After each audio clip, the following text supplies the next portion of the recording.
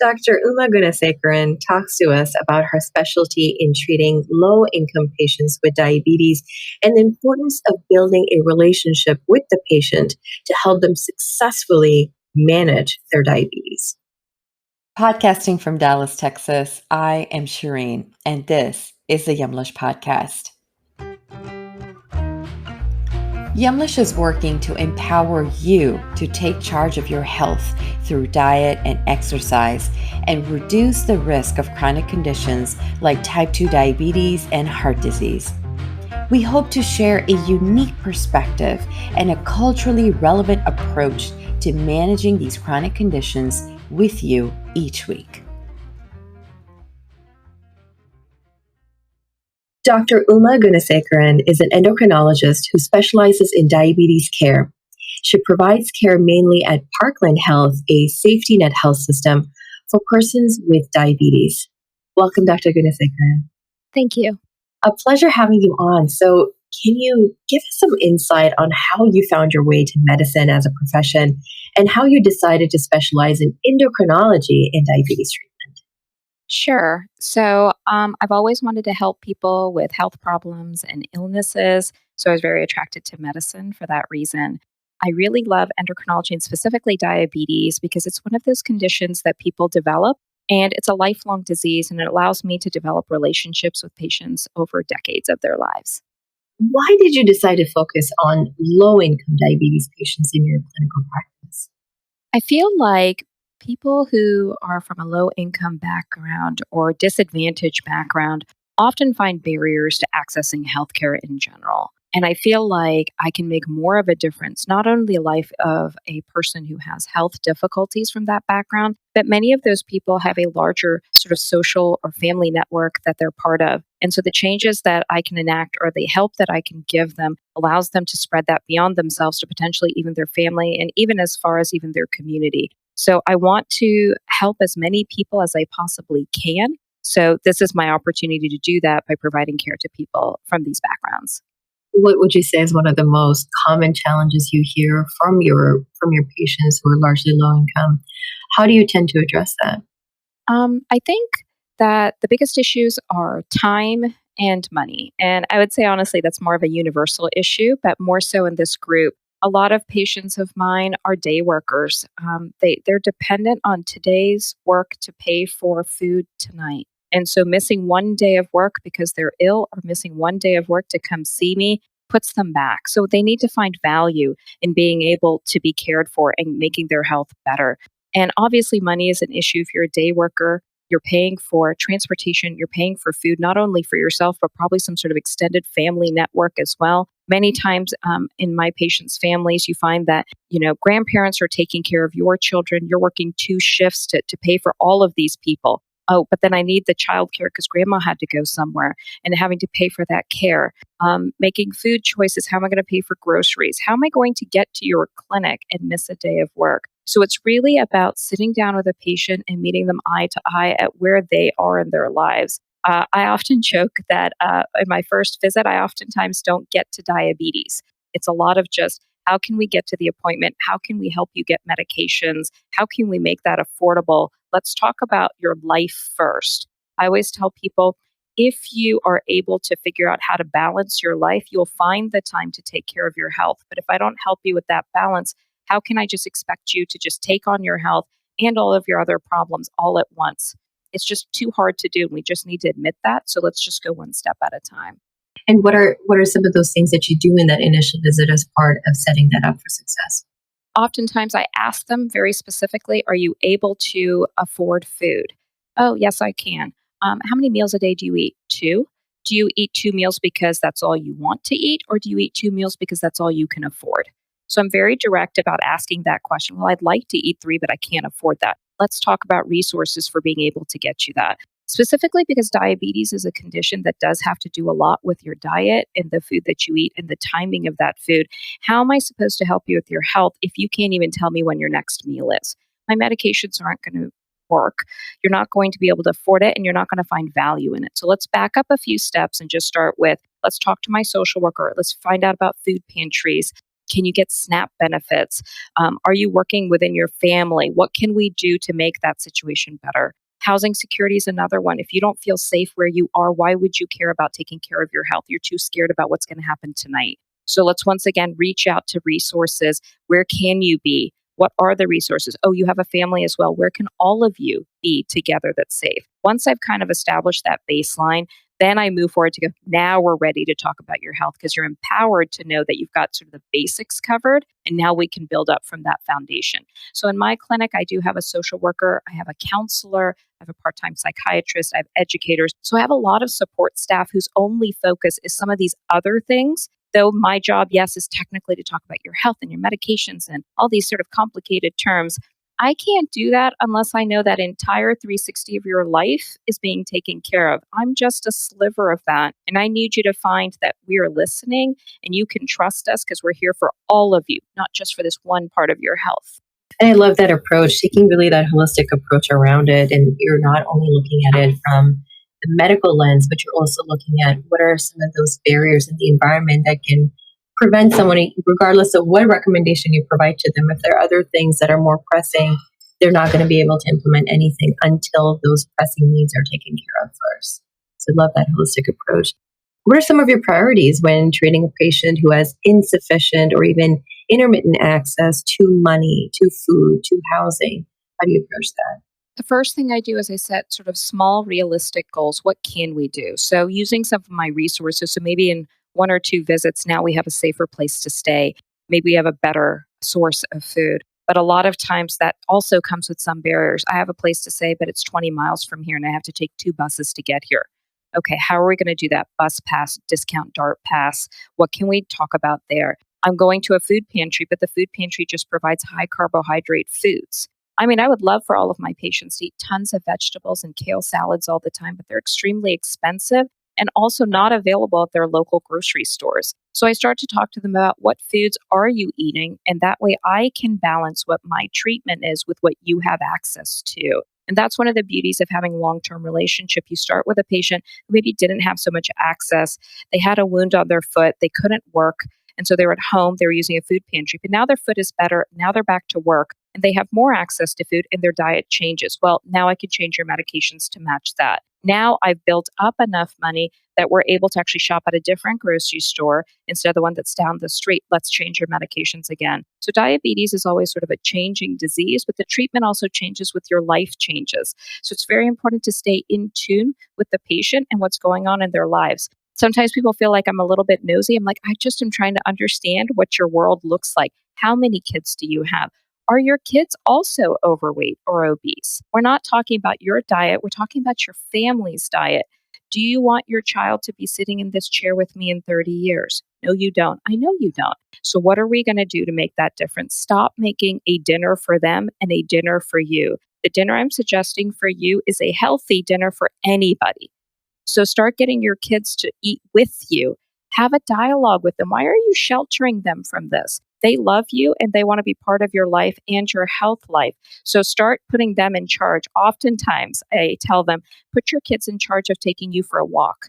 When you come home and you're tired and you sit down, I'm the same way. I don't want to get up from my couch and go somewhere. But if my kids go, okay, it's time. We're going for our 10-minute walk. Let's go. I'm like, okay, they're going. I've had a lot of success with parents going, yeah, it's a 10-minute walk. I'm like, that was 10 minutes more than you ever did before. And it makes your child feel like they're helping you. And they get to boss you around for once instead of you bossing them around. And it really brings more family connection. And when you tell them, we can't do Chef Boyardee every night, we can't have pizza every night because it's not good for my health, they go, well, if mom isn't eating it, we should help her out. And we should all eat the same thing too. I was like, cook together, choose foods together, because that's the habit that they're going to carry for the rest of their life. So you're not just influencing yourself, you're helping your children not go down the same path that you're on. How do you view that relationship? You mentioned briefly about, being being nosy, right? How do you view that relationship and setting that relationship up with trust to where they're able to share that information with you? So I always like to tell my patients that I'm like their health coach. What's happening to their body is happening to their body, not mine. I can surmise what's going on. I can imagine how you're feeling, but I don't know actually what that feels like. So I need you to be the information source for me so I can better understand that. But ultimately, this is your life and these are your choices. I can give you tons of advice, but it's your choice whether you're going to take it. The only thing I ask is always come back to tell me why you did or didn't choose to take my advice.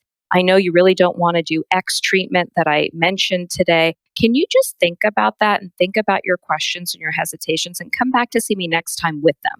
Let's talk about it again. I'm going to bring it up because I think it's super important. So be ready for it, but you always have the right to say no.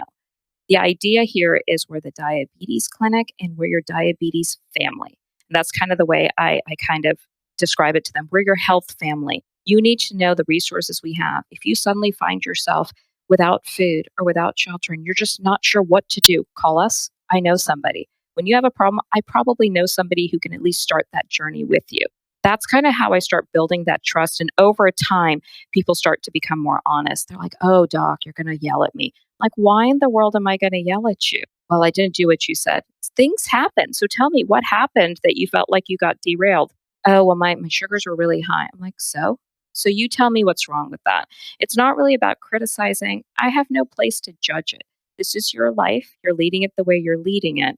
If you feel disappointed with the outcomes, what can you and I work together and figure out how to make that outcome something you desire? When we talk about diabetes, a lot of times it has to do with numbers. Your blood sugar is this number. It is high. It is low. And you have to be very careful with the language that you use because they're just numbers. They're like, oh, my sugar was 322. I'm like, okay, and? Like, what does that mean to you? Well, it's just super high. And I'm like, you realize it's just a number, right? I can say numbers too. 222, 410. I'm like, they're just numbers. The question is how much does that number control you? You are supposed to be controlling your diabetes, not allowing your diabetes to control you. You can view that number with whatever opinion you have, but you need to learn to go, it's a 322. Take 2 seconds and think about, how did I get here? I ate that thing. I bet that's why it went high. You just learned a lesson. Now let's move on. Let it go. Do not let this ruin your day. You made a decision, but you learned something from it. You go, if I eat that, my sugar goes high. Next time I have to be careful. Lesson learned. Why are we beating that horse now? Move on to the next opportunity you have. You'll check your sugar again and go, oh, look at that. It came back down some.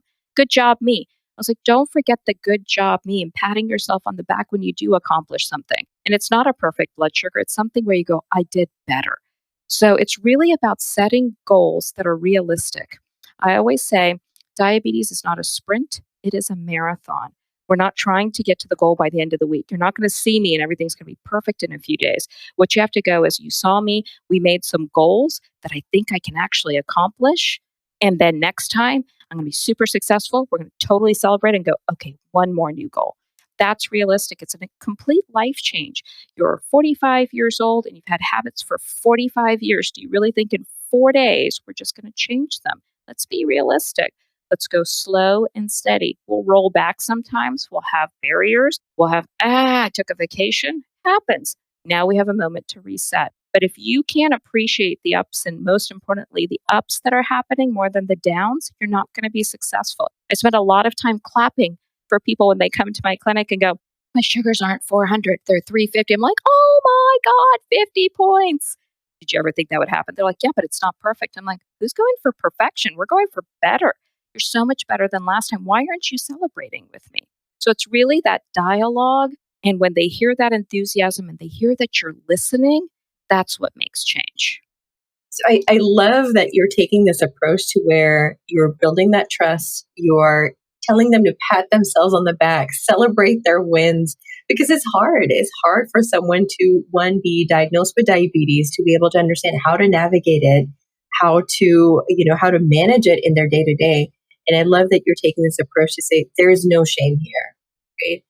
Is what I'm hearing is essentially to say there's no shame. Tomorrow is another day. Just keep at it. Keep moving forward. Don't harp on what has happened, but learn from it so that you're better set up for tomorrow. That is correct. Absolutely love that.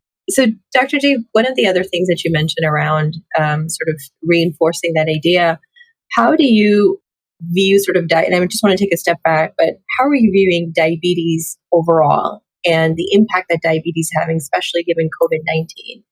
What are some of the things that you've observed there? Can you walk us through what you saw over the past couple of years? COVID-19, I would say, was very devastating for everybody, but specifically people with diabetes, and unfortunately, people who had diabetes and didn't even know about it. So many people who were being admitted to the hospital who had high blood sugars, you realize they actually probably had it before, and now they're coming in and they haven't been treated for that. Here in Dallas County, one of the statistics that was just quite grave was that the number one comorbid condition in mortality for people with COVID-19 was diabetes. And having a high blood sugar when you came into the hospital was an indicator, and being unable to control your blood sugars while you were in the hospital because the disease was so severe also portended a worse outcome as well too. So very difficult. The other sort of thing that happened with COVID-19 was after hospital discharge, we had a bunch of new people who just learned that they had diabetes or that their diabetes had gotten worse because of COVID-19. There is some data out there that talked about how COVID-19 itself affects the pancreas during the healing phase. So, for a couple of months after maybe you recovered from COVID-19, it may cause your pancreas not to work as well. And after a few months, your pancreas sort of heals from that whole process and gets better and starts to work the way that it was doing before. But those first couple of months are hard. Many people go through extra treatment or more intense treatment, then have to be pulled back as well too. So, a very, very difficult time in the diabetes community these past few years. What has been the implications of that today? In that, what you see the impact of the past 2 years into what you see today? So, the first part was the sort of new diagnosis part, but also one of the horrible things that we found was that people were not seeking out care during COVID 19. They were staying home. They were scared to go to the pharmacy. There was just this fear of potentially contracting this disease that we didn't really know a lot about. So, we had a lot of people who had come in very poor condition, heart attack or a stroke. I've been out of my medications for 2 or 3 months. I didn't go to see my doctor because I was scared to go to the center. Here at Parkland Health, we pushed a lot for telehealth visits to try to keep connecting with patients, trying to use a lot more mail order pharmacy rather than having people to go in person, making lab appointments at random points during the day so they could come in when it was less crowded to get their stuff done. So, really trying to sort of get through that crisis. But we still have a lot of patients who are fearful of coming to health centers, wanting to access care, but having difficulty with that. We've learned a lot during the past few years, and telehealth has really picked up, and we've figured out ways to provide care more outside of our center, but still a problem for us now. You mentioned earlier in the podcast about, talking to the parents and having this sort of harsh moment with them to say, don't separate yourself from this. And that to say, it doesn't have to be different for your family. It has to be the same for you and for your family, be cooking, exercising, all of that. What have you seen, I guess, in terms of openness from the family to be able to embrace some of those healthy eating or healthy choices or exercise? How does that even impact the patient's health, and what have you seen there? I've seen kind of a mixed bag. Sometimes patients bring in their family member with them to the visit. I've often had children come on their day off with that appointment. And I actually speak directly to the kids and I go, look, this is your one and only opportunity in your life at this point to harass your mom. So go for it. I give you full permission. Drag her off the couch and tell her we're going walking. And she doesn't get to say no.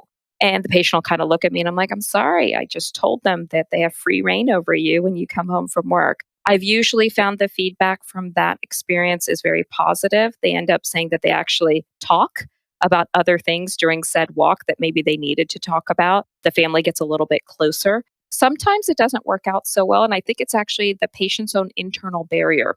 I don't want to deprive my kids of burgers. I don't want to deprive my kids of the sodas. I mean, they really enjoy the Cheetos and they're just kids. Let me just let them have it. And it's really sort of deconstructing what that means. A lot of things that happen now in society are rewards or food. Great job. You got an A on the test. Let's go for ice cream. You know what? You did a great job this week cleaning up. Let's go out to dinner. It's always a food reward. And in such a high calorie society, every reward is another 1,000 to 2,000 calories. But you're also teaching the next generation that that's the only way you can be rewarded. So why isn't it, oh, we could go to the movies or we could do some activity together? For young children, stickers, crayons, new coloring book. Let's save up for that. If you get enough stars, we can get this.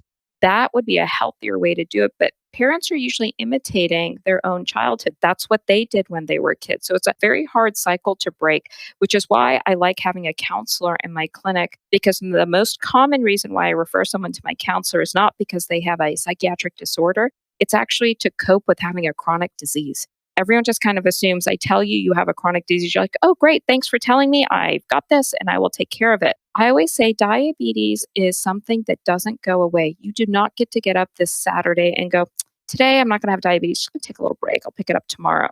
It is every day, whether you want it or not. And I ask you to do an incredibly large number of things. I need to take this medicine. I need to check your blood sugar. Don't forget to pick it up from the pharmacy. Be careful what you eat. Were you exercising, by the way? Did you check your blood sugar again? Did you pack everything when you were going on your trip? What are you doing out here? Why are you at this place? Are you supposed to be eating here? That's the constant dialogue that's going in your head. I feel like diabetes is a life that you're living outside of your life. There are that many tasks. How are you supposed to put your regular life together with your health life? It's very complicated. And it's not easy to do. So a lot of times I send people to the counselor just to sort of talk through, how can I make this work?